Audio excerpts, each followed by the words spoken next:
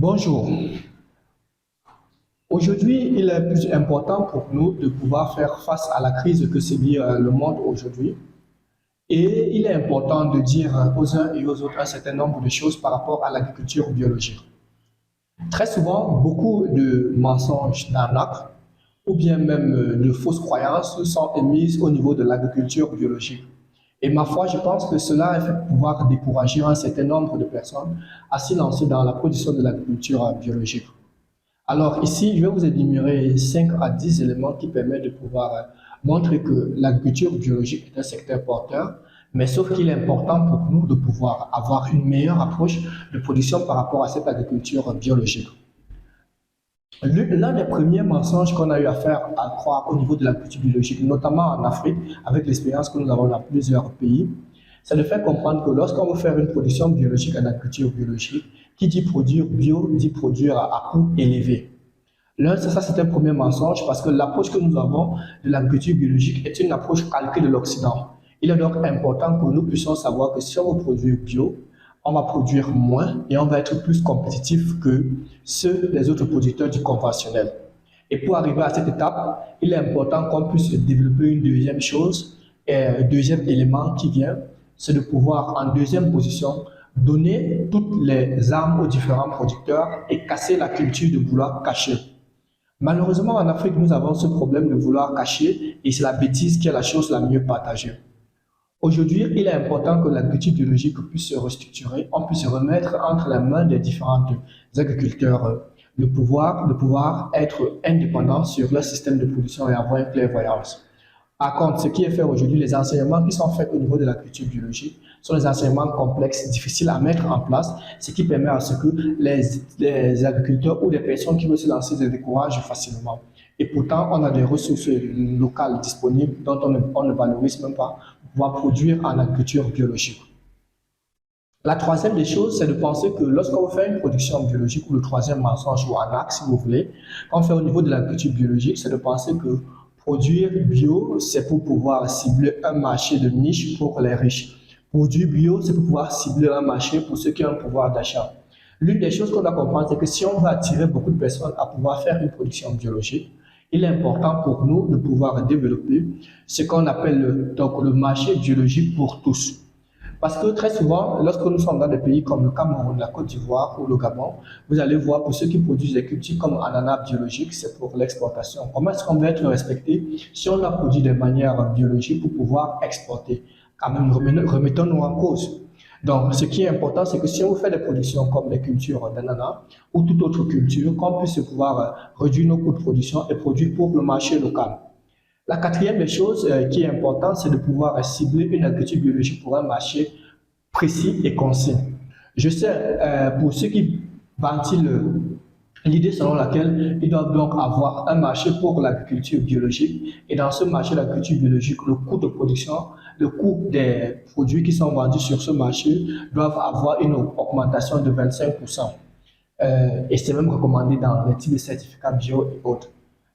Arrêtons de nous leurrer et disons-nous des vérités en face. Aujourd'hui, en Afrique centrale, de manière générale, on a ce qu'on appelle un pouvoir d'achat, une création des couches moyennes qui disparaît de plus en plus et qui crée donc un écart entre les couches, entre les bourgeois et les prolétaires. Donc, raison pour laquelle la couche moyenne sur ces 30 dernières années sont beaucoup plus vulnérables. Raison pour laquelle, si nous voulons faire donc une production biologique, il est important que nous puissions avoir donc une approche qui serait donc de pouvoir une approche inclusive qui prend en compte les prolétaires et les bourgeois pour qu'on puisse déjà séduire cela. Et il est donc important de pouvoir toujours revenir au deuxième point qui est la réduction donc du coût de production et de pouvoir permettre à ce que les producteurs puissent beaucoup plus s'affilier pour pouvoir concurrencer même ceux qui sont dans le conventionnel. Je suis d'accord, il y a beaucoup de choses à pouvoir faire sur certains points, mais ce n'est pas impossible. Donc, raison pour laquelle on doit avoir dans cette vision. Maintenant, on revient donc à la cinquième arnaque au niveau de l'agriculture biologique, qui est que si l'on veut faire donc l'agriculture biologique, il faudra que ça s'inscrive dans ce qu'on appelle l'économie verte. L'économie verte est celle qui prône donc une production de qualité, une production à forte valeur ajoutée, une production chère et une production dont il faudrait qu'on puisse payer un coût. Ces réalités, pour le moment, en 2023, où je réalise cette vidéo, n'est pas encore d'actualité au niveau de l'Afrique. C'est la raison pour laquelle il serait important que nous puissions savoir que si on veut faire donc une économie, il faudrait qu'on adopte l'économie bleue.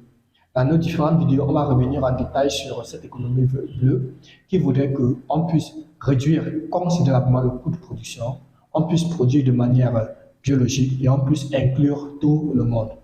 La sixième des choses, c'est le mythe qu'on a créé autour de l'agriculture biologique. Aujourd'hui, lorsque on parle d'agriculture biologique, certains pensent que c'est quelque chose qu'il faudrait que ce soit le secret de Dieu. Non, ce n'est pas le secret de Dieu, c'est quelque chose de très simple, qu'il faudrait seulement juste qu'on puisse apparaître, on puisse montrer cela. La septième des choses est qu'on puisse montrer toutes les alternatives possibles au niveau des intrants agricoles. Aujourd'hui, lorsqu'on parle d'agriculture biologique, malheureusement, chez nous, certaines personnes profitent de ce système pour pouvoir promouvoir ce qu'on appelle le liquide miracle, le produit miracle. Je ne suis pas là pour citer les contemporains, mais il faudrait savoir que si on veut réussir l'agriculture biologique, ce n'est pas avec un produit liquide qui pourra faire la révolution, c'est plutôt un ensemble de systèmes. Cela passerait par la fertilisation, cela passerait par la gestion, la création de la ferme. Et depuis la création de cette chaîne, nous essayons de pouvoir porter notre édifice à travers donc des séminaires de formation que nous avons organisés, nous diffusons les contenus de vidéos et même ces différentes proportions. Et maintenant, l'une des huitièmes choses, vérité ou mensonge qu'on peut savoir au niveau de l'agriculture biologique, c'est de savoir que l'agriculture biologique est possible partout, dans toutes les différentes localités, et elle ne peut pas être standardisée. L'agriculture biologique telle que produite au Sénégal sera différente de celle qui serait produite au Gabon, parce que c'est deux écosystèmes différents. L'agriculture biologique qui sera produite au Gabon, qui serait produite au niveau de Saint-Louis, serait différente de celle qui serait produite à Thiès, qui serait différente de celle qui serait produite à Ziguinchor, parce que c'est trois zones agroécologiques différentes. Pareil, l'agriculture biologique qui serait produite à Oyem ou Bitam, au nord du Gabon, serait différente de l'agriculture biologique qui serait produite au centre ou à l'estuaire à Libreville, qui serait différente de celle qui serait produite à Tibanga ou bien à Lambaréné, parce que c'est trois zones agroécologiques différentes. Donc, il faudrait qu'on puisse standardiser cela. Le neuvième, autant pour moi, des choses qu'on pourra faire au niveau de l'agriculture biologique, c'est simplifier l'approche apprentissage sur le terrain, apprentissage sur des concepts théoriques qui peuvent facilement être dupliqués en agriculture biologique. Et en dixième chose que l'on doit savoir, c'est que les Africains doivent déjà enlever le mythe autour de l'agriculture biologique, enlever ces différents préjugés afin de pouvoir permettre à ce que nous puissions avoir des nouvelles dynamiques pour la production, des nouvelles approches simples qui ne font que revaloriser ce que nos parents ont eu à faire. Donc voilà les 10 éléments que je voulais mettre en place par rapport à l'agriculture biologique et qui pourront permettre à ce que nous puissions être donc les meilleurs dans la production.